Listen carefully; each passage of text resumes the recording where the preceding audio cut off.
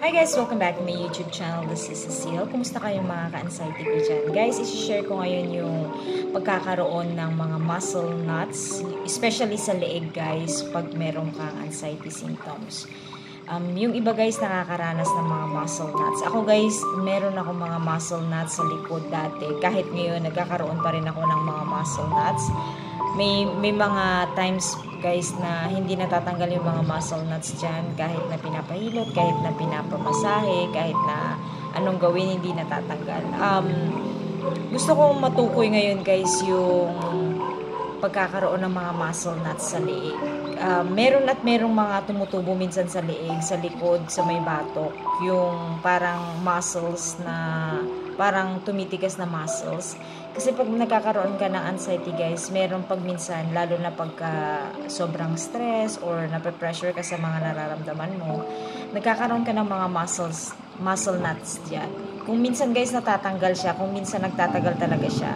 Sa akin guys, nakaranas ako ng mga muscle knots. Minsan natatakot ako kasi minsan yun yung dahilan kung bakit nagkakaroon ng mga dizziness, ng mga pananakit ng ulo. Minsan nakaka-annoy na siya kasi minsan hindi ka komportable kasi may mga nararamdaman ka mga muscle dyan. Parang sobrang tense niya sa likod tsaka sa baba ng skull.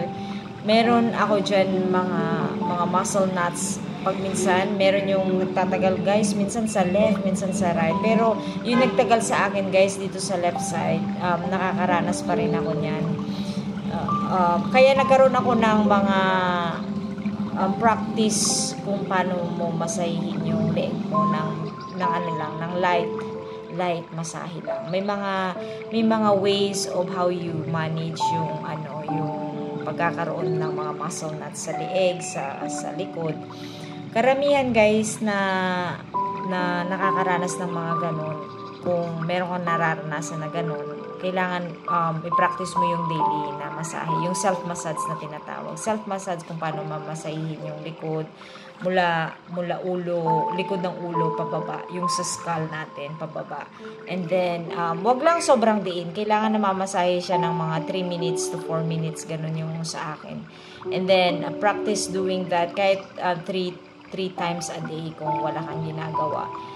And then watch some video also kung paano mo i-exercise yung leg mo, not to the point na talagang masasakit yung leg mo. So make it sure na safe yung gagawin mo. May mga muscle knots guys, kaya huwag kayong matakot pagka nagkakaroon pa kayo ng mga muscle knots, especially sa likod, sa leeg. Kasi isa yun sa mga naranasan ko bilang isang anxiety sufferer. Pero yung iba guys, walang mga muscle knots, pero karamihan nakakaranas sila ng mga muscle knots. Yung mga muscle knots dito sa taas ng shoulder, may mga muscle knots dyan guys. May mga acupuncture na self-massage acupuncture na pwede yung gawin. Yung iba guys, nagpapamasahe sila, which is ako talaga nagpapamasahe, nagpapahilot para ma-relax yung mga muscles, yung mga muscle tension. Tumutubo kasi yun guys, kasi yung muscle tension na nagtatagal, nagiging muscle knots siya.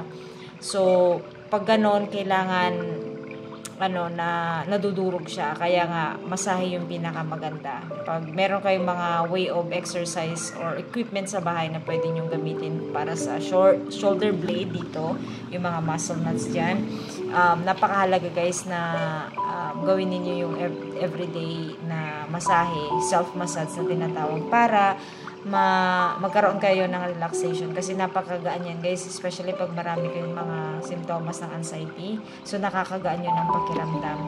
Kaya huwag kayong matakot guys pag may mga muscle knots kayo sa likod, sa leeg, sa shoulder blade.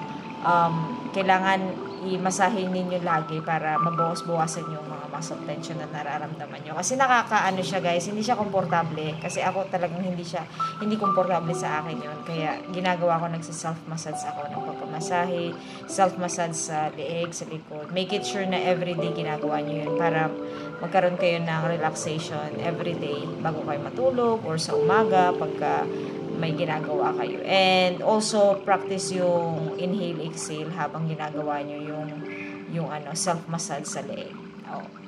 Yun lang guys, and I hope to see you guys on my next video. Bye!